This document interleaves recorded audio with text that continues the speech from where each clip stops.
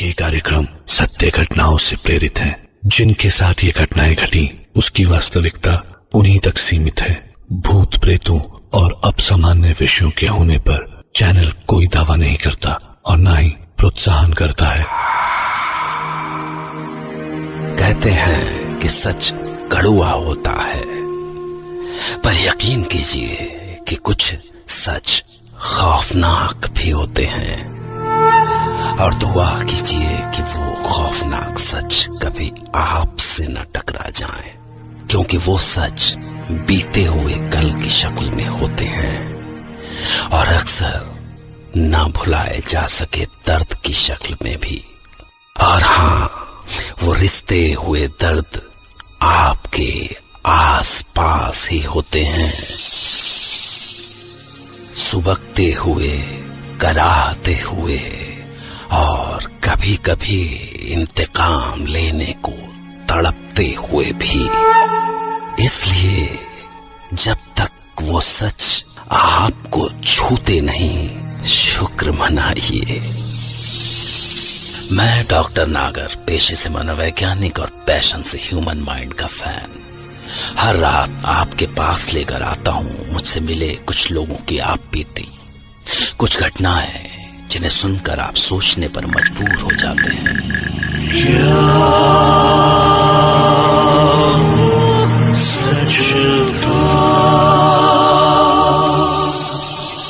आज की कहानी नागपुर के रहने वाले इंजीनियर विनीत देसाई की आप बीती है, जिसे वो खुद सुनाएंगे। विनीत देसाई जो ग्वालदम की सुंदर पहाड़ियों में अचानक उस सच से टकरा गए जिसने उनका बहुत कुछ छीन लिया। शायद मैं और मेरी वाइफ प्रज्ञा अभी कुछ महीने पहले नागपुर से उत्तराखंड के ग्वालधाम में शिफ्ट हुए थे। ग्वालधाम हमें पहली नजर में इतना सुंदर लगा कि बता नहीं सकता। और कुछ ही दिनों में सर्दी का मौसम भी आ गया। झील और झरनों वाले इस छोटे से पहाड़ी टाउन की सर्दी इतनी सुंदर लगी कि हम सोचने लगे कि लोग लाखों खर्च करके स्विट्जरलैंड क्यों जाते होंगे। जन्नत तो यही है हमारे अपने देश में। पर जल्द ही हमें सर्दी का असली मतलब समझ में आ गया, जब आसपास का सारा इलाका झील और झरने बर्फ की चादर से ढक गए। हम 24 घंटे 2-2 स्वेटर के ऊपर जैकेट, वुलन सॉक्स और फर वाले दस्ताने पहने हुए भी सर्दी से दांत किटकिटाते रहते। दिन की धूप ऐसी लगती जैसे बदन में थोड़ी सी जान आ गई हो। पर 4 बजे ही सूरज ढल जाता और फिर इतनी सर्दी होती कि हम दोनों के पास अंगीठी के सामने मोटी सी रजाई में दुबक जाने के अलावा और कोई रास्ता ही नहीं बचता।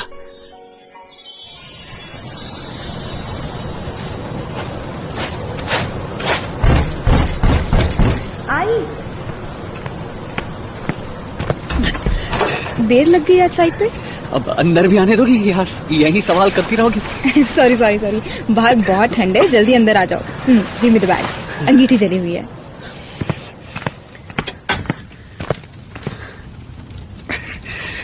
मुझे तो लगता है यहाँ अंगीठी को भी सर्दी लगती होगी। हाँ। भगवान जाने यहाँ के लोग कैसे जीते।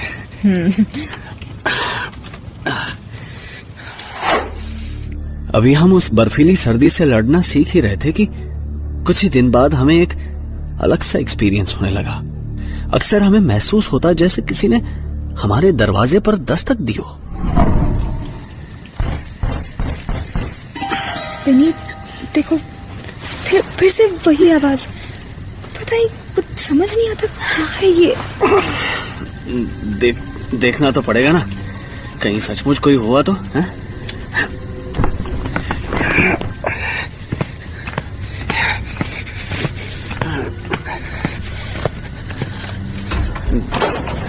कौन है? कौन है? क्या हुआ? कोई नहीं है ना? दूर दूर तक कोई दिखाई नहीं दे रहा था। किसी से पूछा तुमने क्या है ये? क्यों होता रहता है ऐसा? अरे पड़ोस में कोई रहता नहीं है, टाउन में किसी को कुछ पता नहीं, तो पूछे तो किससे पूछे? But I get really scared, Vineet. ऐसी ही एक बहुत सर्द शाम, जब प्रज्ञा अपने सारे काम निपटा के जल्द ही अपनी रजाई में दुबक गई थी, तभी अचानक उससे लगा जैसे मैं उसकी रजाई खींच रहा हूं। पर तभी उसे ध्यान आया कि मैं तो अभी काम से लौटा ही नहीं हूं, और ये सोच के वो अचानक से चौंक उठी। कौन है? कौन है यहाँ? पर कोई जवाब नहीं मिला। कोई होता तो जवाब देता ना, वहां तो कोई था ही नहीं।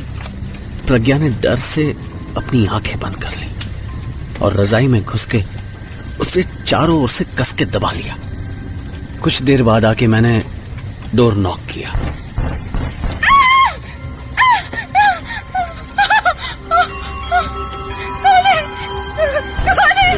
क्या हुआ प्रज्ञा? बोलता क्यों नहीं?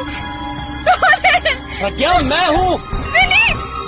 दरवाजा खोलो। यहाँ कोई है? विनीत! प्रज्ञा प्लीज ओपन द डोर, जल्दी। विनीत, तुम ही हो ना? Okay, okay, I'm coming। घर के अंदर घुसते ही वो डर के मारे मुझसे लिपट गई और फिर उसने सब कुछ कांपते हुए बताया। मुझे लगा उसका वहम होगा। डरो नहीं प्रज्ञा, क्या हुआ? विनीत, शांत हो जाओ। I am here. बोलो क्या हुआ? कोई था यहाँ मेरे पास। मेरी रजाई खींची। What? हाँ, really? कोई रजाई खींच रहा था और कोई वहां था नहीं? तुम भी ना प्रज्ञा। अरे ऐसा होता है, डॉक्टर्स कहते हैं ना कि प्रेगनेंसी में डिप्रेशन या हेलुसिनेशन से ऐसा कभी कभी लगता है। इट्स नथिंग यार, डोंट वरी। मैं आ गया हूं ना। नहीं समझते हो यार, विनीत वाकई कोई था। पर जल्द ही प्रज्ञा को वो अपरिचित सी छाया दिखने भी लगी। अक्सर वो बाहर दरवाजे पर होती थी। वो देखो। क्या प्रज्ञा? अंदर आ रही है। वो देखो। कौन? कहाँ? कौन आ रहा है? तुम्हारे पास से उधर। हाँ? वो काली छाया इधर ही आ रही है। इधर ये देखो। प्रज्ञा। मैं हौसला बढ़ाने को प्रज्ञा के पास गया और उसके कंधे पे हाथ रख के बोला, प्रज्ञा रिलैक्स यार, कोई नहीं है यहाँ। देखो वहाँ वो सामने बेडरूम में। इधर आओ। वो हमारे बेड पे चढ़ गई है। प्रज्ञा तुम्हें दिखाई क्यों नहीं देता? Damn it! प्रज्ञा ने मुझे कितना बताने की कोशिश की कि अब वो छाया उसे साफ साफ दिखाई दे रही है, पर मैं कैसे मानता, क्योंकि मुझे कुछ नहीं दिखाई दे रहा था। वो हर रोज चुपके से घर के अंदर आकर प्रज्ञा की रजाई खींचकर उसमें दुबकने की कोशिश करती और मुझे कुछ नहीं पता चलता। प्रज्ञा ने बताया कि वो किसी लड़की की छाया है, दुबली पतली सी किसी लड़की की छाया। वो सर्दी से कांप रही है। सुनो, उसके दांत किटकिटाने की आवाज सुनाई दे रही है। एक आवाज सुनाई दे रही है ना? हाँ। तुम्हें सुनाई दे रहा है ना? हाँ। कुछ बोलो। हाँ, सुनाई दे रही। तब मुझे पहली बार उसके होने का एहसास हुआ। यही नहीं, जब प्रज्ञा दिन में अकेली कोयले की अंगीठी के पास बैठी होती तो वो छाया भी ठंड से कांपती हुई उसके पास आकर बैठ जाती और प्रज्ञा उसके डर से कांपती और सिसकती रहती। कुछ बोलते क्यों नहीं? बताओ, तो क्या करें हम? देखो प्रज्ञा, हम यहाँ नहीं रहेंगे। मैं कोई और घर देखता हूँ। हाँ? हम दोनों को लगने लगा कि हम हर पल किसी भूत के साए में जी रहे हैं। मैं कोई दूसरा घर तलाश ही रहा था कि एक दिन अचानक अल्मोड़ा में हमारा हाउस ओनर दिखा। मैंने इस सब के बारे में उससे पूछा तो पहले तो वो बात टालने की कोशिश करता रहा, पर फिर उसने जो बताया उसने मुझे और डरा दिया। अब आपसे क्या छिपाना विनीत साहब, ये ठहरा पहाड़, यहाँ देवी देवता भूत प्रेत सब होंगे ही। बात दरअसल ये है कि कुछ साल पहले जब मैं अल्मोड़ा टल्ला बाजार में काम के लिए जाया करता था मेरी औरत बिमला और हमारी बिना माँ बाप की भांजी रानी इसी घर में रहा करते थे। रानी बड़ी सीधी सादी बच्ची थी साहब, पर बिमला साहब बड़ी झगड़ालू टाइप की औरत थी, इसलिए मैं भी अक्सर उससे परेशान होके अल्मोड़ा ही रुक जाया करता था। पर सच बताऊं साहब, मेरे को ना रानी की बहुत चिंता होती थी, तरस आता था उस बच्ची पे, क्योंकि बिमला रानी को बिल्कुल बर्दाश्त ही नहीं कर पाती थी। ना ठीक से खाना देती थी, ऊपर से मारना पीटना तो लगा ही रहता था। बड़ा अत्याचार करती थी उस कमजोर बच्ची पे साहब।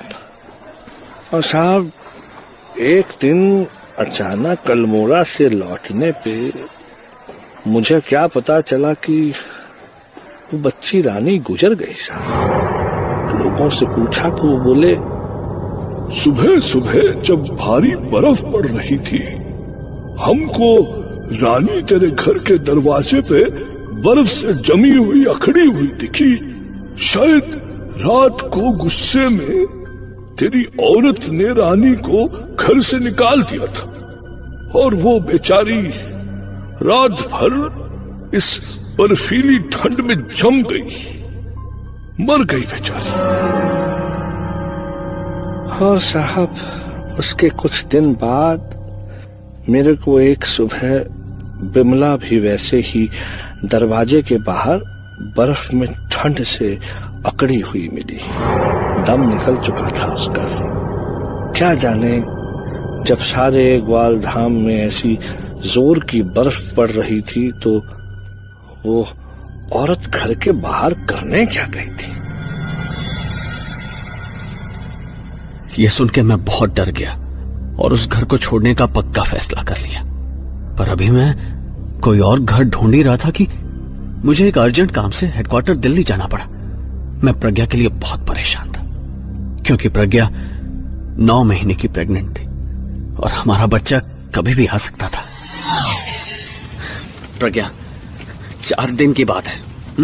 दिल्ली से आते ही हम दूसरे घर में चले जाएंगे, पर मुझे चिंता है तो तुम्हारी प्रेगनेंसी की। तुम जाओ ना प्लीज, डोंट वरी, मैं अपना और अपने बच्चे का पूरा ख्याल रखूंगी, I promise. Okay bye. Okay bye, have a safe journey. Yeah thank you, you take care. हाँ बाय।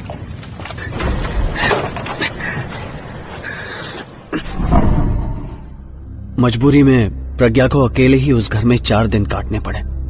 जिस दिन मैं ग्वालधाम से बाहर रहा, हर मिनट प्रज्ञा की ही चिंता करता रहता था। और आखिरकार जब मैं ऑफिस का काम निपटा कर घर लौटा तो दरवाजा खुला देखकर कुछ परेशान हो गया। बाहर से आती बर्फीली हवा से बचने के लिए मैंने दरवाजा बंद किया।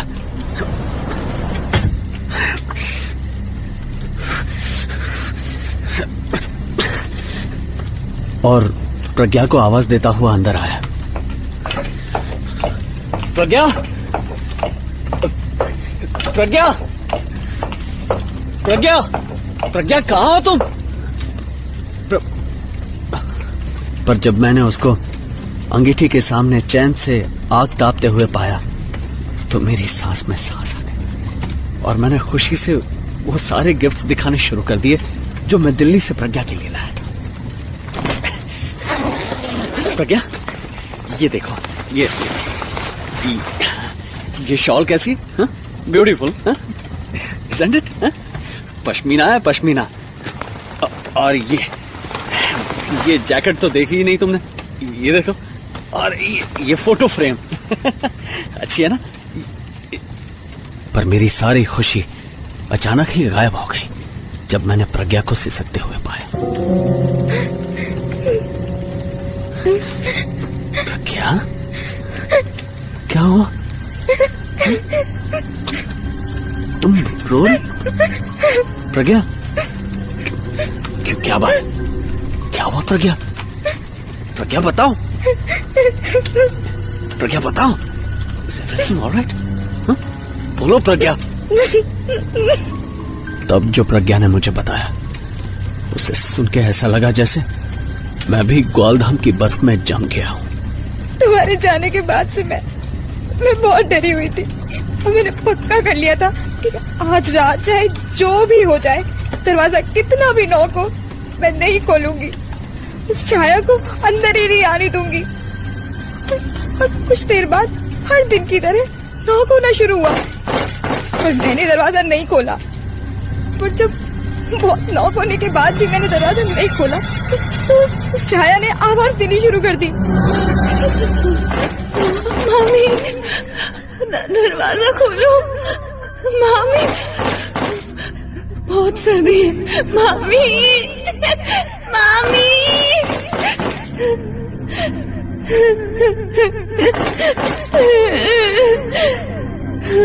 पर जब जब जब फिर भी दरवाजा नहीं खुला तो छाया का रोना गुस्से में बदलने लगा।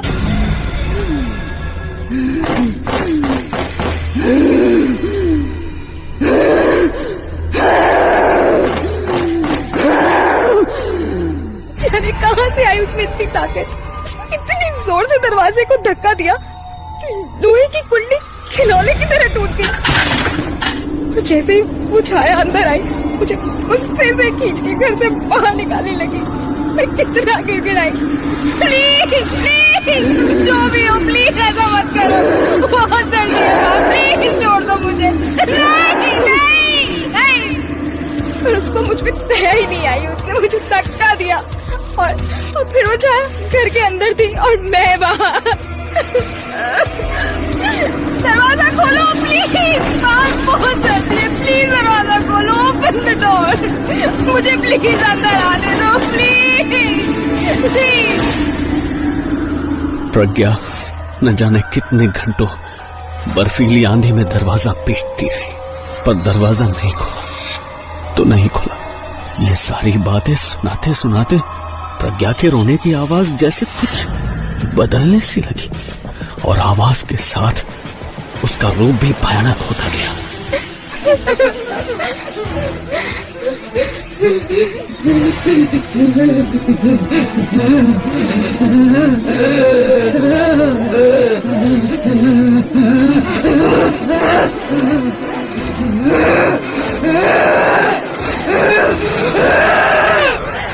मुझे विश्वास नहीं हुआ कि मैं देख कह रहा हूँ, क्योंकि कुछ ही देर में प्रज्ञा की जगह प्रज्ञा की छाया बैठी दिखाई दी और फिर मेरा ध्यान उसके बगल में गया जहाँ उस लड़की की छाया भी बैठी हुई थी जिसने प्रज्ञा को इस हाल में पहुंचा दिया था। तभी मुझे ध्यान आया कि जब मैंने प्रज्ञा को अंगीठी के पास बैठा पाया तो उसका पेट बिल्कुल नॉर्मल था। I mean, कोई प्रेगनेंसी नहीं थी। कैसे? मतलब हाउ इज इट पॉसिबल? और तभी जोर से दरवाजा पीटने की आवाज आई। कौन है? कौन है? पापा दरवाजा खोलो, मैं हूँ।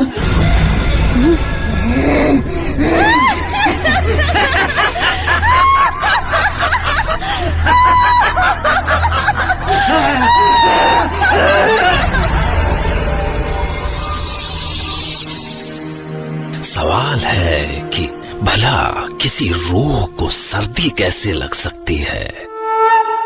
जवाब सोचिए, क्योंकि मैं कल आपसे फिर मिलूंगा एक नई कहानी के साथ, जिसे सुनने के बाद विनीत की तरह आप भी कह पड़ेंगे, सच